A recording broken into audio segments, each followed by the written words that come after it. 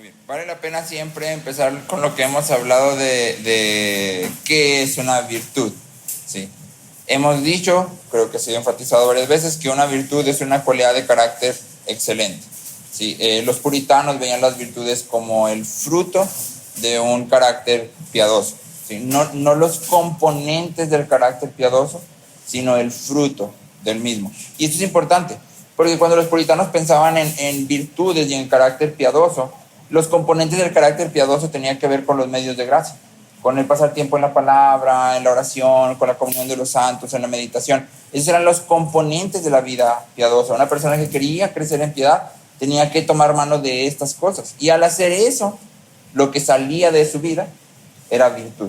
Y entonces es importante que tú y yo hagamos ese mismo ejercicio. Las virtudes no son piezas del rompecabezas de la piedad, sino que son el fruto. Es decir, si tú armas un rompecabezas, todas esas piecitas del rompecabezas serían todos tus medios de gracia puestos juntos y acomodados y echando mano tú de ellos. Y luego cuando terminas el rompecabezas, la imagen bonita que te queda, esas serían las virtudes. ¿Sí? Ahora sí ya puedes disfrutar de la imagen completa que está ahí, deleitarte en lo que sea que hayas construido, ¿no? Y entonces es importante que tú y yo hagamos esta misma dinámica a la hora de explicar con los niños. Y las virtudes son el fruto de un carácter piadoso. Y eso entonces implica que una virtud solo puede ser una virtud cuando crece de la unión con Cristo. Una virtud solo puede ser una virtud cuando nace de que estamos unidos a Cristo y que estamos permaneciendo en Él. ¿Sí? Y entonces queremos empezar el año hablando de la virtud del entendimiento. Entendimiento. Definimos entendimiento como un crecimiento constante en el conocimiento de Dios. Un crecimiento constante en el conocimiento de Dios.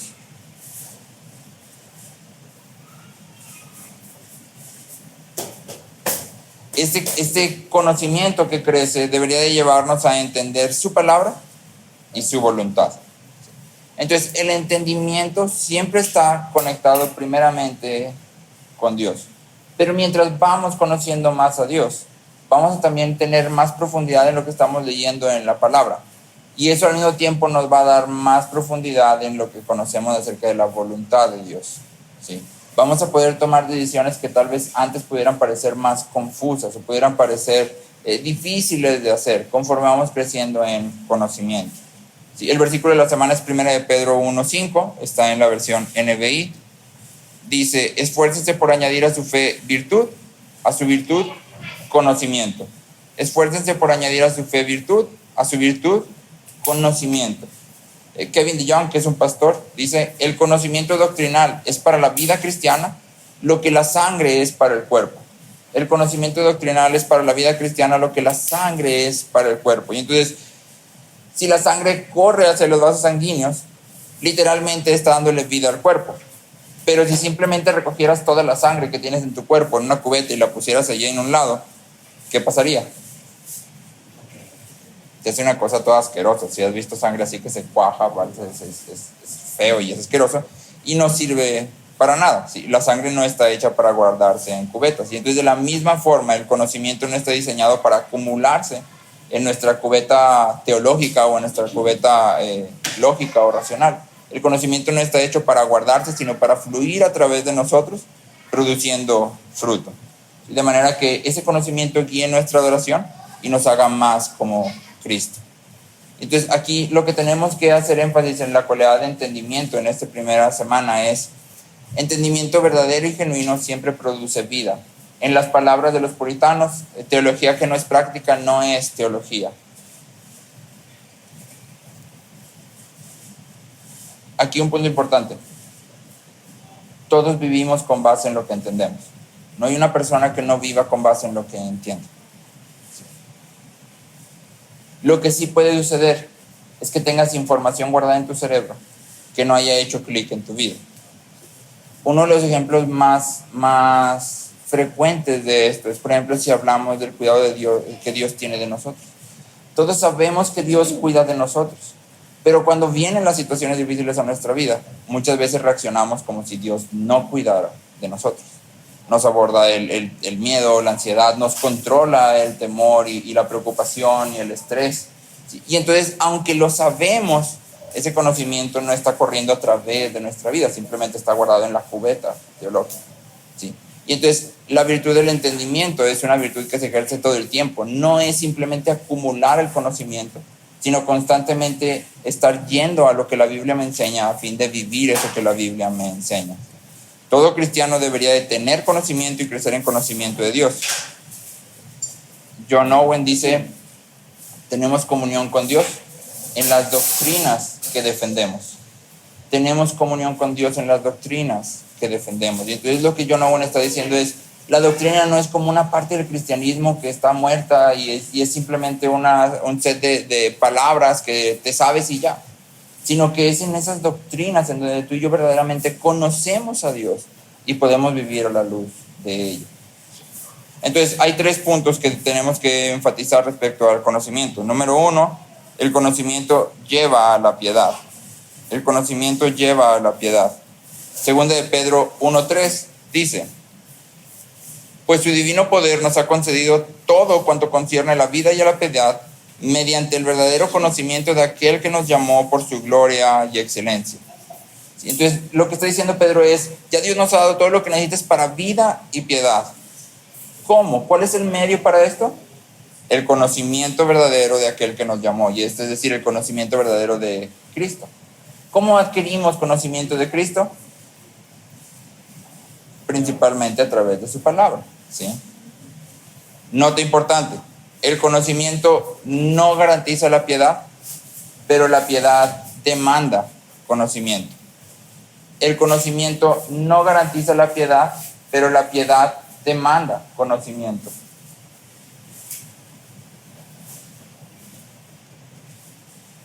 En nuestra cultura muchas veces la idea de que meternos a estudiar doctrina es perjudicial está implícita. Es decir, nadie, bueno, por lo menos no que yo haya escuchado, te dice, no, es que no estudies doctrinas porque te va a hacer daño. Nadie dice eso. Pero sin embargo hay un descuido respecto a las doctrinas.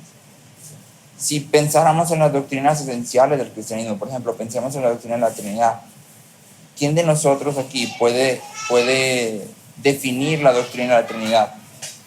¿Quién puede decir, la doctrina de la Trinidad establece esto?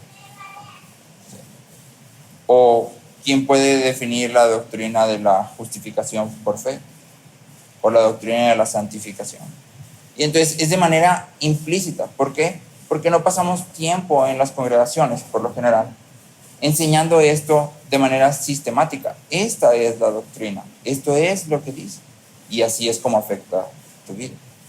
Y entonces implícitamente decimos, no, es que no necesitas doctrina, lo único que necesitas es leer la Biblia. Pero leer la Biblia debería de llevarte sí o sí a construir una doctrina, ¿sí? Y de hecho lo hace, aun cuando nuestra doctrina puede estar borrosa o confusa. Conforme leemos, construimos doctrina.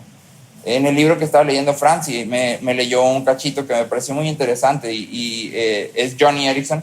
Joni Eareckson es parapléjica. No puede mover nada del cuello para abajo. Y dice que está platicando con un amigo suyo y su amigo viene y le dice, Joni, es que lo que pasa es que tú no tienes fe. Por eso Dios no te ha sanado. Es que tú no tienes fe, por eso Dios no te ha sanado, porque ya tienes muchos años en tu silla de ruedas. ¿Sí? Y sigues ahí. Y entonces si tú me dices que no tienes pecado, porque esa sería mi primera opción, pero tú dices que no tienes pecado, entonces la única otra opción que queda es que no tienes fe. Mira cómo Cristo viene y sana a las personas y les dice, tu fe te ha sanado. Entonces, el problema es que tú no tienes fe. ¿Ves, Johnny? Y entonces Johnny muy mesuradamente lo lleva a considerar la historia de los amigos que meten a su amigo por el techo, ¿recuerdas? Y entonces en el pasaje dice el autor, si no me equivoco, Lucas, dice, cuando Jesús vio la fe de ellos, sanó al amigo. Y entonces Johnny le dice, ya ves, entonces tal vez el problema no es mi fe, porque aquí la cuestión no es si Cristo vio la fe del paralítico o no, vio la fe de los amigos. Johnny platica en el libro que a su amigo David, creo que se llama, no le gustó esa observación, esa perspectiva, y la conversación terminó abruptamente ahí. David había construido una doctrina, una teología, una doctrina de la enfermedad. Su doctrina de la enfermedad decía, hay dos razones para estar enfermo: o pecas o no tienes fe. Esas son las únicas dos razones por las que, según la doctrina de David, pudieras estar enfermo. La Biblia no afirma eso, pero él lo saca de la Biblia, ¿sí? ¿Qué pasa? ¿Cuál es el remedio para eso? Una doctrina correcta, ¿sí? El remedio correcto es que alguien le dijera a David, mira David, si queremos construir una doctrina de enfermedad, tenemos que considerar todo lo que la Biblia dice acerca de la enfermedad y considerar todos los ejemplos a través de toda la Biblia acerca de las personas que están enfermas y cómo Dios se ha relacionado con ellas, y vas a ver que no puedes decir lo que estás diciendo. Entonces, independientemente de que nos enseñen doctrina explícita o no, vamos a construir una doctrina. Mejor hagámoslo explícitamente y seamos explícitos al enseñar doctrina. Ok, número 2, el conocimiento nos lleva al gozo. Al gozo. El conocimiento nos lleva al gozo. Nehemías 8, versículo 12, dice: entonces todo el pueblo se fue a comer, a beber, a mandar porciones y a celebrar una gran fiesta, porque comprendieron las palabras que les habían enseñado. Sí, Nehemías 8:12. Entonces todo el pueblo se fue a comer, a beber y a mandar porciones y a celebrar una gran fiesta, porque comprendieron las palabras que les habían enseñado. Entonces lo que está sucediendo en Nehemías es que Nehemías y Esdras y los levitas están leyendo la palabra. Y mientras ellos están leyendo la palabra, Nehemías nos dice que todo el pueblo está llorando amargamente porque se dan cuenta que han pecado contra Dios. Pero luego llegan a leer la palabra, una porción en donde Dios dice que justo ese día en el que todos están llorando debería de ser un día de gran júbilo, de gran gozo. Ese día es un día de fiesta. Y entonces lo que el pueblo hace es que, según lo que la Biblia cuenta, pareciera de manera mágica, cambia de estar llorando amargamente a irse a sus casas, cocinar y celebrar una gran fiesta. ¿Cómo el pueblo puede moverse de llorar profundamente en un momento a celebrar una gran fiesta al instante siguiente? ¿Cómo puede hacer eso? Debido a lo que están amando. Ellos en este caso están amando a Dios. Están llorando porque han pecado contra Dios. Y entonces cuando Dios a través de su palabra dice, oye, pero no, es que hoy es un día de fiesta, ellos entonces pueden cambiar, diríamos nosotros, automáticamente. No es automáticamente, responde a lo que aman. De llorar a celebrar. Y lo que los mueve de un lado a otro es la revelación de Dios mismo. Dios dice, hoy es un día de fiesta. Y entonces ellos, ¿qué hacen? Fiesta será. Voy a hacer fiesta. 2 veces Jesús dice que enseña lo que enseña por el bien de nuestro gozo. Juan 15:11 dice, Juan 15:11, estas cosas les he hablado para que mi gozo esté en ustedes y su gozo sea perfecto. Y luego más adelante en 17:13, Juan 17:13, dice, pero ahora voy a ti y hablo esto en el mundo para que tengan mi gozo completo en sí mismos. Hablo esto en el mundo para que tengan mi gozo completo en sí mismos. Y entonces date cuenta de esto, porque muchas veces no pensamos en esto. Jesús está siendo explícito. Lo que Él habla tiene un objetivo. ¿Cuál es el objetivo? ¿Cuál es el objetivo? Que nuestro gozo sea perfeccionado. Y ese es el objetivo de Cristo al hablar lo que habla. ¿Sí? Que nuestro gozo sea perfeccionado.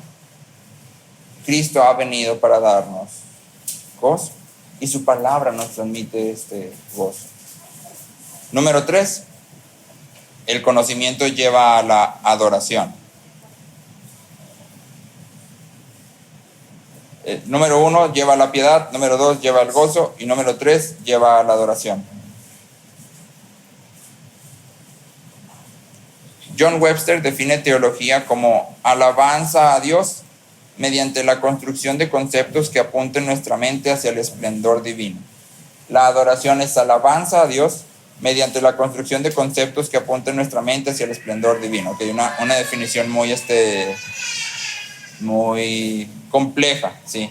Pero la idea clave es esta. La adoración nace de conocer y entender quién es Dios, ¿sí? La adoración nace de conocer y entender quién es Dios. Una de las veces que podemos ver esto en la Biblia de manera muy clara está en Romanos, cuando Pablo está hablando acerca de teología bastante profunda. Y no sé si recuerdas que llega un punto en el que Pablo dice, oh riqueza de las, oh profundidad de las riquezas de Dios, cuán inescrutables son. ¿Sí? Y entonces Pablo está hablando de teología, eso es lo que está exponiendo, teología. Y luego de repente llegara como si Pablo al estar explicando todo esto es como, es que esto es grandioso, o sea, esto es increíble. Y lo que sale es adoración.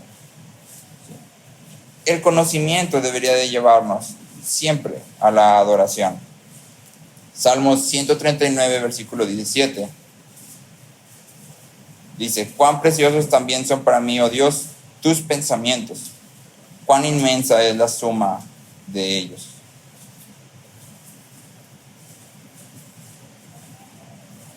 El verdadero aprendizaje aumenta el conocimiento, pero también aumenta el misterio. ¿Has escuchado esta frase de los filósofos que, no sé si fue Aristóteles, dicen, yo solo sé que no sé nada? La idea de la frase es, entre más sabes, más te das cuenta que no sabes. ¿Sí? Y eso debería pasar también mientras profundizamos. Cuando vamos conociendo a Dios, debería aumentar nuestro conocimiento, pero al mismo tiempo debería aumentar el misterio. Hay tantas cosas de Dios que no sé y que no logro entender. Y eso me debería llevar entonces a adoración. Hay muchos de Dios que no sé, no puedo entender, pero puedo entender que Él es bueno y que Él ha tenido cuidado de mí y que me ama.